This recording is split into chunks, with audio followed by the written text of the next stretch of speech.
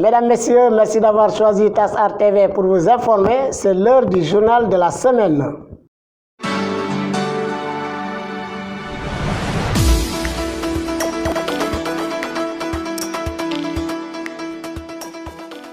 Bonsoir et bienvenue dans cette édition que nous démarrons par la page santé et c'est pour parler des problèmes de fonctionnement de l'hôpital régional de Kolda. La structure sanitaire manque de scanners depuis belle lurette malgré le cri de cœur des travailleurs et des populations. D'ailleurs, le mercredi dernier, les agents épaulés par plusieurs structures et mouvements associatifs ont fait face à la presse pour réclamer un scanner dans les plus brefs délais à l'hôpital régional de Kolda. Djibril Diédhiou, secrétaire général de l'association Jeunesse Koldoise et membre de SOS Hôpital Régional de Kolda, est interrogé par Baba Mbalo. Aujourd'hui, nous sommes là dans le cadre d'une revendication. Parce qu'au mois de mars, comprenez avec nous que nous étions sortis dans les rues de Kolda pour réclamer un plateau médico-technique relevé pour le centre hospitalier régional de Kolda. Donc depuis lors, nous avons accumulé autant de promesses qu'ils n'ont pas su honorer. Ce qui a valu notre point de presse aujourd'hui pour réclamer notre dû. Aujourd'hui, on tend vers 2022. Kolda est pratiquement la seule région qui n'est pas dotée de scanner. Ce que nous indignons, parce que Kolda est une partie du Sénégal. Vous savez, le scanner est substantiel pour le diagnostic fiable d'un médecin. Un médecin ne peut pas donner son avis sans ne pas avoir un diagnostic fiable. Aujourd'hui, pour ce diagnostic fiable, on est obligé d'évacuer vers Sédhiou ou Ziguinchor. Et vers Ziguinchor. Et parfois même jusqu'à Tamba. Parce qu'il arrive à ce que les radiologues et les gens qui sont chargés de gérer ces scanners ne sont pas sur place. Ce qui prouve qu'aujourd'hui la population koldoise est en danger. Kolda est une partie du Sénégal. Nous méritons respect et considération. Nous réclamons avec exigence, et c'est devenu un impératif, que Kolda doit être doté d'un scanner. Et au-delà d'un scanner aussi, on doit relever notre plateau médico-technique. Aujourd'hui, renforcer le personnel sanitaire et médical. Mutilation génitale féminine, mariage forcé, grossesse précoce, voilà les mots qui gangrènent la vie des enfants dans la région de Kolda. Pour mieux lutter contre ces fléaux, un pacte est scellé entre enfants et parents. Ce New Deal a fait l'objet d'un CRD à la gouvernance de Kolda. Moussa Diallo est l'inspecteur régional de la jeunesse. Le voici au micro de Diary Baldé. Nous venons de tenir un comité régional de développement consacré au projet Passage à l'essai du New Deal, qui est un programme du ministère de la Jeunesse à travers le projet de promotion des jeunes qui consiste à outiller les jeunes dans la santé de la reproduction, mais surtout les aider à lutter contre ce qu'on appelle les mutilations génitales féminines, les mariages d'enfants, les grossesses et mariages précoces. Mais également c'est un outil qui est développé pour justement aider les jeunes filles à pouvoir installer des clubs de jeunes filles. C'est des instances à travers lesquelles ces jeunes filles forgent leur leadership, mais également forgent certaines qualités comme la maîtrise de soi, mais également c'est des outils qui leur permettent véritablement de pouvoir avoir une certaine autonomie dans le cadre du déroulement de leurs activités quotidiennes pour avoir une certaine autonomie financière dans le programme. Concrètement, c'est des clubs qui sont installés dans les communes, dans les départements, pour justement rassembler l'ensemble des filles qui trouvent leur compte pour véritablement prendre un acte, signer un pacte communautaire entre les jeunes filles et leurs parents pour ne pas véritablement tomber enceinte ou contracter des mariages précoces avant l'âge du mariage. Donc ce pacte-là est signé entre le parent et la jeune fille. Et de l'autre côté également, le parent s'engage véritablement à ne pas donner leur fille en mariage donc avant l'âge de la maturité. Donc c'est un programme vraiment qui est en train de faire tâche d'huile au niveau de la région de Kolda, puisque la région de Kolda est l'une des régions les plus vulnérables en termes de mutilation génitale féminine, en termes de mariage d'enfants et de grossesses précoces. C'est le modèle koldois qui est déroulé, donc Tamba et Kolda, donc, qui sont les régions phares par rapport à ce projet-là. Donc aujourd'hui, je pense qu'avec l'appui des collectivités territoriales, les partenaires techniques et financiers au niveau de la région, donc ce programme pourra faire tâche d'huile et ça ne pourra que profiter aux jeunes filles. Restons dans ce chapitre protection de l'enfant avec ce projet New Deal. L'ONG Amref Health Africa apporte son grain de sel à la réussite de ce pacte historique au bénéfice des enfants filles. Aminata Ndiaye de Amref est interrogée par Amadou Diao. C'est un projet d'un modèle koldois, comme vous l'avez si bien dit. C'est un projet de Kolda et de Tambacounda qui est en train d'être répliqué partout au niveau, je ne dirais même pas au niveau du Sénégal, mais dans d'autres pays. Parce que le projet a été présenté dans beaucoup de pays, comme le Bénin, à Nairobi aussi, on a eu à présenter le projet. Donc nous, en tant que partenaires techniques et financiers, nous sommes là au 6e mois de mise en œuvre du projet Bamtale Rewbe. Et on a vu les activités des projets qui nous a beaucoup charmés. C'est grâce à cela qu'on a eu à appuyer ce projet. Et on a enrôlé aussi les clubs de jeunes filles pour qu'ils soient champions anti-MGF, c'est-à-dire des champions anti-mutilation génitale féminine et de la promotion de la santé des adolescents et des jeunes. Donc nous sommes là en tant que partenaires techniques et financiers pour appuyer la mise à l'échelle des projets New Deal. Par rapport aux résultats positifs, c'est d'abord la cible, parce que c'est une cible adolescent et jeune.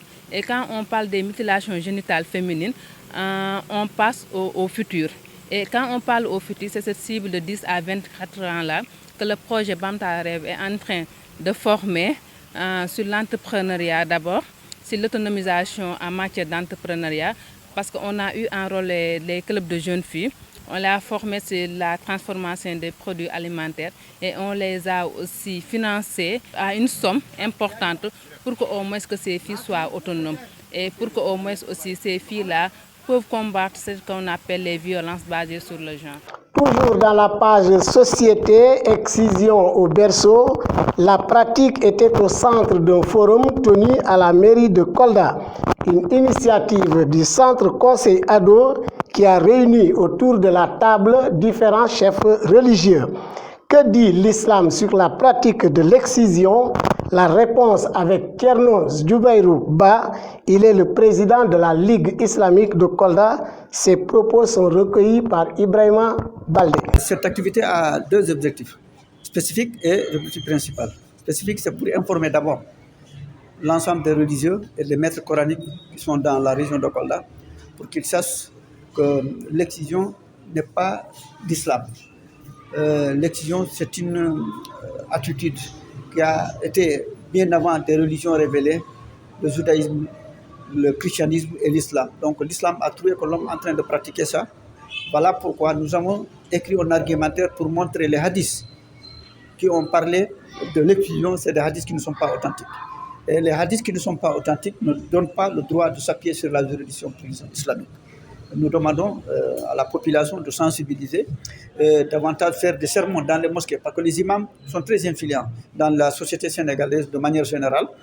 Ils assistent partout, toutes les rencontres, donc qu'ils profitent en fonction de notre argumentaire pour élaborer cette connaissance dans les populations, dans les mosquées et dans les rencontres religieuses, pour qu'ils sachent que l'excision, ce n'est pas du tout l'islam. Heureusement, il y a eu des recommandations qui ont été appropriées, celle d'utiliser des mécanismes et des moyens de pédagogie pour que les imams puissent informer les populations et les congrégations qu'ils sachent les méfaits et les dangers que ça a créé, c'est-à-dire l'excision lors de l'accouchement ou lors de rapports sexuels. Deuxièmement, nous sommes très fiers de cette rencontre parce qu'il y a eu un débat très chaud. Évidemment, il y a des gens qui étaient pour et d'autres qui n'étaient pas pour. Mais malheureusement, ceux qui étaient contre n'avaient pas un argument palpable qui pourrait nous baisser les bras. D'autres ont parlé au sujet, mais néanmoins, comme vous le savez, c'est des gens qui ne sont pas habitués à des réunions pareilles. Quelquefois, ils sortent de l'objectif et aller ailleurs. C'est dans ce même registre que TASA a tendu son micro à Babacar Sy. Il est le coordonnateur du centre conseil ado de Kolda. Aujourd'hui, on était avec les 100 religieux de la commune de Kolda et du département pour organiser un forum sur l'argumentaire religieux, sur l'excision aux personnes. Et un atelier qui a été très fort en enseignement. Et dans les recommandations que les chefs religieux ont données, c'est de renforcer la formation des chefs religieux sur l'argumentaire religieux et sur l'argumentaire médical sur l'excision, d'harmoniser l'argumentaire religieux pour l'ensemble des chefs religieux parce qu'il y a des discordances par rapport à cet argumentaire-là, mais aussi de renforcer les activités de sensibilisation à l'endroit des chefs religieux pour leur permettre de pouvoir réellement comprendre les enjeux liés aux mutilations génitales féminines, surtout par rapport à ces conséquences. Donc, ce qu'on a tiré comme résolution aujourd'hui par rapport à ce forum-là, et je crois que ça a été un forum très riche en communication, surtout que c'était uniquement des imams, des marabouts et des responsables de Dara qui étaient présents et qui ont une influence sur la population, mais surtout sur la pratique de l'excision, parce qu'on est dans un pays musulman et on est dans des communautés aussi qui croient à ce que les marabouts disent, à ce que aussi les guides. On est dans une approche, et l'approche ne pas nuire. D'habitude, on faisait des activités qui touchaient un peu les questions liées aux normes sociales, mais qui touchaient un peu la dignité des gens. On a dit qu'il faudrait un peu changer d'approche et élargir notre rayon de partenaires, d'alliés dans cette activité, dans ces actes que nous allons mener. Tout à fait autre chose dans ce journal, soutien des enfants défavorisés en milieu scolaire. Des jeunes du quartier Sikilo s'engagent à fond. Avec le slogan « La place de l'enfant dans la société », l'association vise entre autres à lutter contre toute forme de violence sur les enfants. Moussa Sissé est le président de cette association. Le voici au micro de Diary Baldé. Aujourd'hui, ce qui nous a réunis est d'une grande importance parce que nous voulons simplement faire la cérémonie officielle d'ouverture de l'association qui est surnommée ACED. L'association pour le soutien des enfants défavorisés en milieu scolaire. Les missions de l'ACED sont entre autres, d'abord il y a la prise en charge des enfants orphelins, des enfants en situation d'handicap dans les écoles primaires. Avec l'aide de nos partenaires, Inch'Allah, dès octobre prochain, nous allons essayer d'apporter notre contribution et notre pierre à l'édifice pour essayer de soutenir ces enfants en leur dotant surtout de matériel de fourniture scolaire.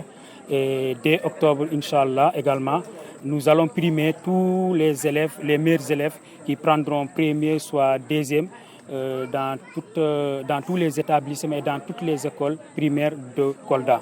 Donc c'est ça la première mission de l'association. La deuxième mission va consister à apporter également notre soutien concernant la facilitation des extraits de naissance en faveur de ces enfants. Parce que nous constatons que l'enfant aujourd'hui du CI au CM2, parfois on ne leur demande pas des extraits de naissance, mais une fois à CM2, il va falloir, c'est là que commencent les problèmes. Et du coup, les parents sont obligés de partir de gauche à droite pour essayer d'apporter leur soutien. Et malheureusement, il y a certains enfants même qui ne parviennent pas à faire des examens à cause de ça. De même que dans les quartiers également, on a constaté qu'il y a une négligence par rapport aux parents qui ne déclarent pas très tôt leurs enfants, alors que la loi prévoit qu'un mois après la naissance de l'enfant, l'enfant doit être enregistré à l'état civil. Et ça cause vraiment un énorme retard au sein de Kolda. Éducation dans ce journal, qu'est-ce qui peut être à l'origine de l'échec des étudiants dans les universités sénégalaises? Les priorités des enfants scolaires sont-elles prises en charge pour mieux évoluer dans l'enseignement supérieur? Abdoulaye Koli, directeur du CAOSP de Kolda, est avec Diary Baldé dans l'émission Lumière du jour. N'oublions pas que quand on parle de centre académique de l'orientation scolaire et professionnelle, le professionnel vise à l'insertion. Donc nous prenons l'enfant dans sa scolarité, nous l'aidons à être stable, à avoir une meilleure scolarité, mais la finalité de tout cela, c'est de voir comment l'aider à s'insérer. Donc, pour vous dire que tous ceux qui ont besoin, en tout cas, d'avoir un projet scolaire professionnel, peuvent venir au CAOSP. Et ils viennent et on les accompagne. Le taux d'échec que nous constatons, par exemple, dans les universités, vient du simple fait que c'est des gens qui ne savent pas ce qu'ils veulent faire, ou bien ce qu'ils peuvent faire.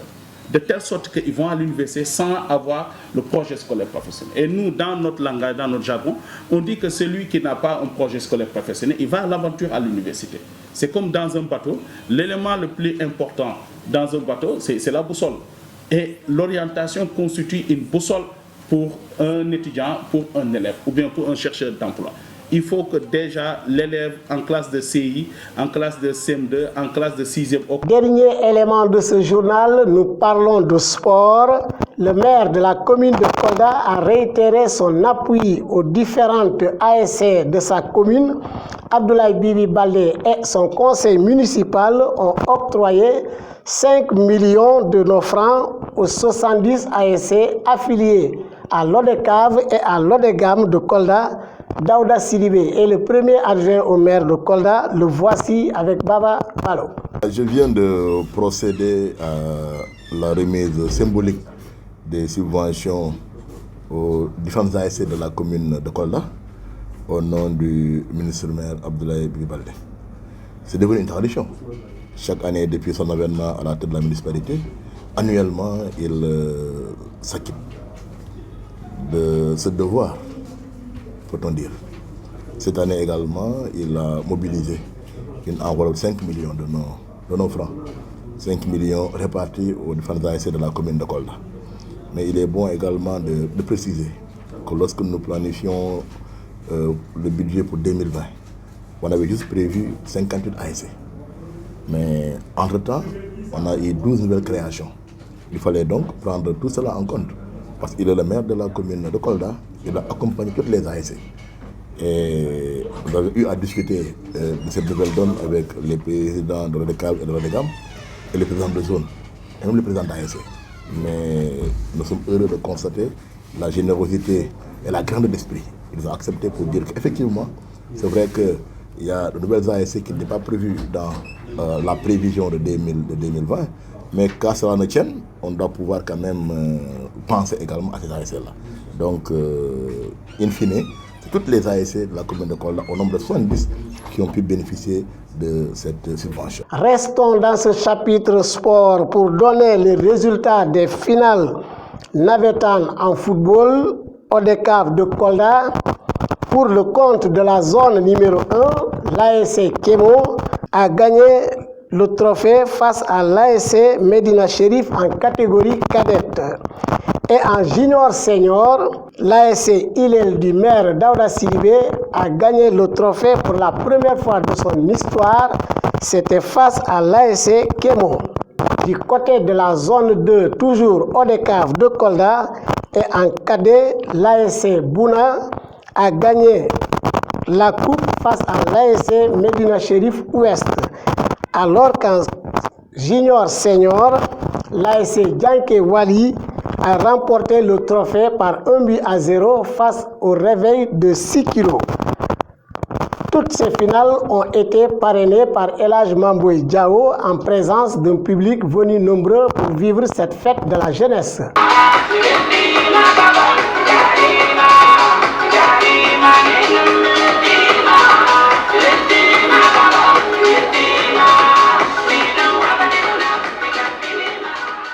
Merci à vous qui êtes très nombreux à suivre ce journal. Merci à vous et bonne suite des programmes sur TAS Art TV. Au revoir.